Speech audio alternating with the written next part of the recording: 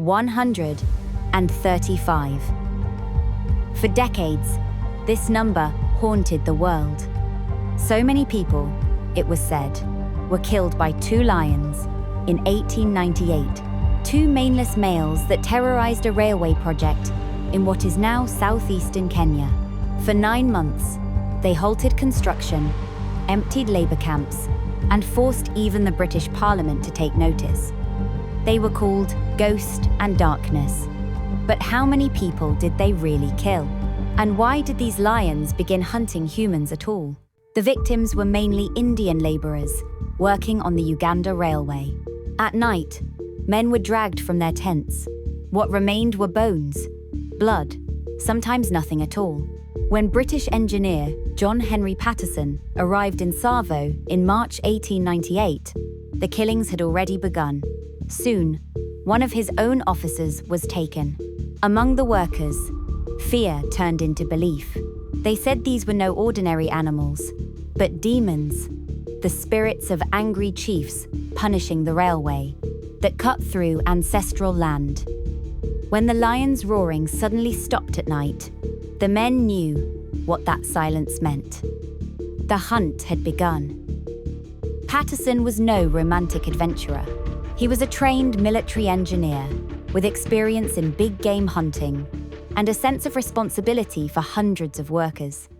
Still, it took until December 1898 to kill both lions.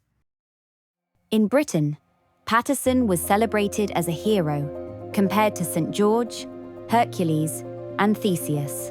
And Patterson himself helped make one number famous: 135 victims.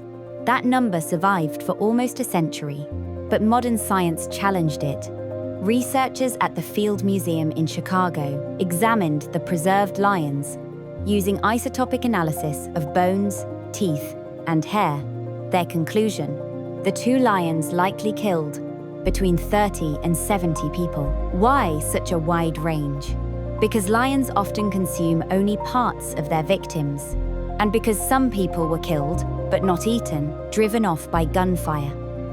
The truth lies somewhere between legend and understatement.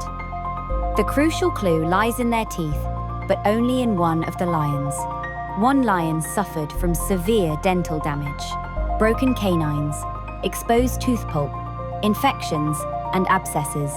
For a predator that must kill large prey with a precise throat bite, this was a crippling condition. This lion could barely bring down buffalo or zebra. A human, however, was different.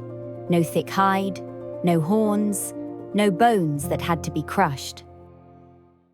The second lion was comparatively healthy, but he observed, learned, and adopted this new hunting behavior. What began as a desperate adaptation became a shared strategy.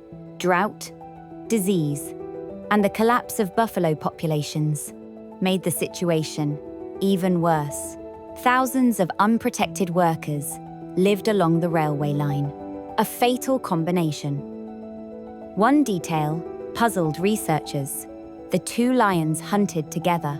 Lions usually cooperate only when attacking very large prey. Why do so for humans, which a lion can easily kill alone? The answer lies in the injured lion's limitations. Hunting together compensated for what one of them could no longer do alone. A 2024 DNA study added another piece to the puzzle. The two lions were related brothers or cousins. The Tsavo man-eaters were not demons, but they were not ordinary lions either. They were the product of ecological collapse, a colonial mega-project, human vulnerability, and animal suffering. Even today, lions still attack people in parts of East Africa. One researcher summarized it like this: hunting humans is not a sign of strength. It is an act of desperation. The story of Tsavo is not just a legend. It is a warning. When ecosystems fail, humans and predators collide, with deadly consequences.